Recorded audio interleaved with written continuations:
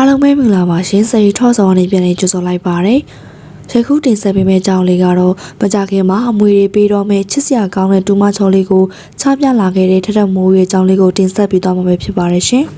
ပရိသတ်ကြီးတို့လည်းအားလုံးသိကြတဲ့အတိုင်းပါပဲထထမိုးမှာသမီးရင်းဖြစ်တဲ့စစ်လုံးဝတီတက်ရှိပေမဲ့လက်ရှိချိန်မှာတော့မိခင်ဖြစ်သူနဲ့အတူမနေရပဲဖခင်ဖြစ်သူနဲ့သာနီနီကကနေထိုင်တာလည်းဖြစ်ပါတယ်ဒီကနေ့လပိုင်းမှာထထမိုးကကျမရေးမကောင်းဖြစ်နေတဲ့အချိန်မှာတော့သမီးရင်းကအနားမှမရှိခဲ့တာကြောင့်ပရိသတ်တွေကမင်းသမီးကြီးရဲ့အတွက်စိတ်မကောင်းဖြစ်ခဲ့ကြတာလည်းဖြစ်ပါတယ်ဒီလိုမျိုးအထီးကျန်နေတဲ့အချိန်မှာပဲထထမိုးကသူမရဲ့အသေးကျော်တူမချော်လေးကိုပရိသတ်တွေနဲ့မိတ်ဆက်ပေးလာခဲ့တာလည်းဖြစ်ပါတယ်ပေါ်လာတဲ့ဗီဒီယိုဖိုင်လေးထဲမှာဆိုရင်တော့တူမလေးကအတော်ဖြစ်သူမိသမ ्या ကိုပဲရိုးသေးသေးနဲ့ရင်ရင်ကြည်ကြည်ပြန်လဲပြီးတော့ဖြည့်ချနေတာကိုတွေ့ရပါတယ်မျက်နှာလေးကလည်းကြည်လေးပြီးတော့အမှုပညာပါရမီရှိတဲ့ပုံစံလေးဖြစ်တာကြောင့်ပရိသတ်တွေကတော့သမီးရင်းဖြစ်သူစစ်လုံးဝတီထက်တောင်မှပိုပြီးတော့ချောပိုပြီးတော့တိတက်တယ်လို့လည်းမှတ်ချက်ပြုခဲ့တာလည်းဖြစ်ပါတယ်။ဒါကြောင့်မလို့ကိုရိုင်းကလည်းဒီတူမလေးပေါ်တန်ရောစင်ကြီးမှပြီးတော့သူမရဲ့မွေတွေကိုဒီတူမလေးကိုပဲခွဲဝေပြီးတော့မင်းသဘောမျိုးကိုပြောဆိုလာခဲ့တာလည်းတွေ့ရှိရပါတယ်။ပရိသတ်တွေများစုကတော့သမီးရင်းတောင်